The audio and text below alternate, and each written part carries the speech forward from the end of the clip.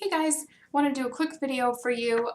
My makeup section where I keep my mascara is getting super full because I've been meaning to do a mascara roundup for a while and I just haven't had the time. So I want to do a quick one for you. Please excuse this side, the mess. They're all the cat toys and everything, and I really only clean on the weekends because that's all I have energy for. So excuse the mess. So I have a bunch of mascaras to talk about today. Look at all these, holy cow. I told you before I have a mascara problem. It's an issue. So the first one is I finally decided to try Maybelline the Falsies, and it's the original Falsies Volume Express. I've never tried it before. As you know, I'm a big proponent of Lash Stiletto, and I kept hearing about this. I tried the Falsies, a different kind once, and I didn't like it, but I had not tried the original, and I thought maybe I should actually give the original a shot. So I did. And if you haven't seen the brush before, this is the brush. It's a very wide, curved brush with sort of standard bristles. It's got some good space in between them to give you more volume. And I really like this. It made my lashes nice and fluffy. It didn't hurt my eyes when I used it. And it gave me a really great full look, and I liked it a lot. So I'll definitely be buying this. And I did like it better than the Lash Stiletto. So that's just a good one.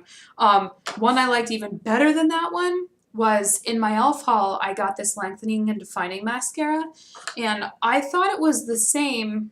Oh, this is the mascara primer. Where's the actual one? I thought it was the same as the lengthening and volumizing E.L.F. mascara, and their brushes are pretty much the same. Very similar brushes. I hope you guys can see this. It's hard for me to, here we go. Their brushes are pretty much the same, but for whatever reason, this lengthening and defining works a lot better than the lengthening and volumizing, and this is waterproof. And this thing gave me, this lengthening and defining, it gave me so much volume and length. It really did look like I was wearing false eyelashes. It blew all of the other mascaras that I've tried recently out of the water. An E.L.F. mascara. I love this. It's dried out pretty quickly, but for like $3 for a tube of mascara, this is amazing. This one's not so bad. It's basically the same thing. It's a little bit drier though, and it doesn't give me the length as much as the lengthening and defining does. This is the lengthening and volumizing. So I will say I prefer the length and define E.L.F. mascara. I've also been really liking this E.L.F. mascara primer, and it's just your standard E.L.F. brush, except it's white mascara primer. Maybe you'll see that better against my sleeve. White mascara primer, and it dries translucently. It's pretty nice. I talked about it briefly in my E.L.F. haul. I do like it quite a bit. I also got this E.L.F. Exact Lash Mascara, and that's a super, super tiny one. And this is for my bottom lashes, and it's pretty good. It's gotten a lot more dry since I opened it. At first it was so gloopy that I ended up glooping underneath my eyes, and then it dried out rapidly, but I really do enjoy using this for my lower lashes. It's a lot easier to get those tiny inner lashes with this little tiny one than it is with a larger brush. So I'm really glad. That's why I bought this. I have not attempted to use it on my upper lash line, nor will I. I feel like that's impractical, and I don't see any point to it. But for lower lashes, this is great.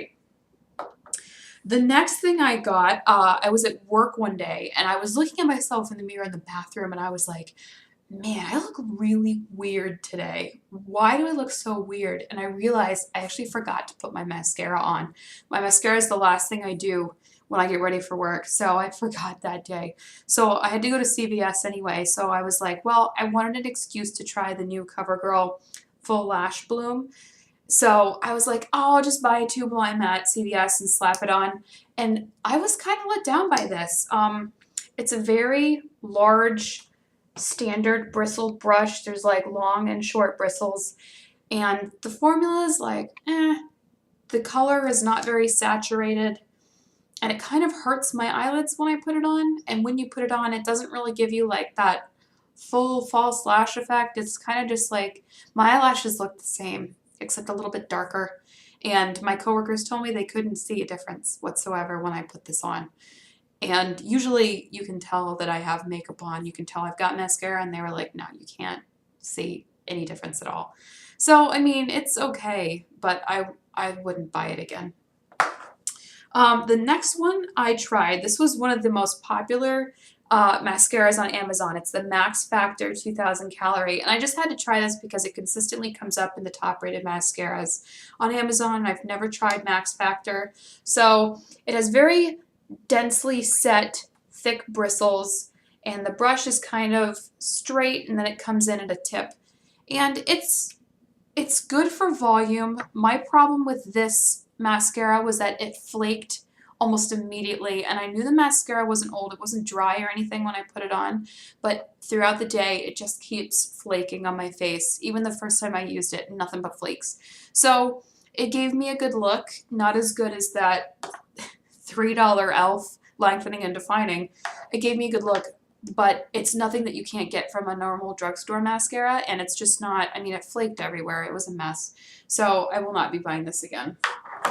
The last mascara I got was in one of my beauty boxes, and it's the Benefit Roller Lash. It was a sample, and it's got a very curved, tiny little bristled wand. So there's larger bristles on the bottom, and there's tiny little bristles at the top. My camera's not focusing, so I'm not sure why. This is great. It gave me great volume. I enjoyed the look that it gave. It still didn't come close to the E.L.F. mascara, surprisingly. But I had an allergic reaction to this, and I don't usually have allergic reactions to mascaras. I think I had one recently to an Avon mascara. And I don't smell anything. Usually mascaras have a smell. This doesn't have a smell, which makes me think that maybe it's scented in some way to tone down the smell. I might be wrong. There's no description on here. There's no ingredients. But I had an allergic reaction to this, and I thought I was getting sick because my throat was sore and my eyes were crusty, and then I remembered that that is my standard allergic reaction to some of the artificial ingredients in mascaras. So I stopped using this, and instantly my symptoms went away. I used it, symptoms came back. So I liked how it looked, but again, the $3 E.L.F. mascara worked a lot better, and I didn't get an allergic reaction from this one than I did from this one. So I mean, Benefit's fine. I just, you know, for me, I feel like there are better brands when it comes to mascaras, and there are brands that I don't have a reaction to. So the only other mascara that I've tried recently, it was an Estee Lauder, and it was like a mini sample as well, and I cannot remember the name of it. I have one laying around somewhere. I forgot to grab it for this video, but not impressed at all.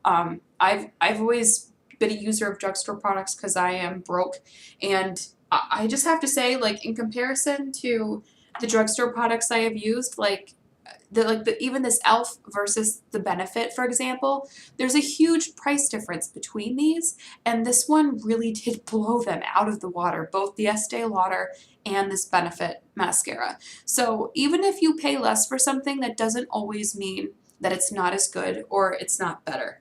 So that's my mascara roundup for you guys. I hope you enjoyed, and if you have any questions for me, please leave a note in the comments, and you can check out my blog as well.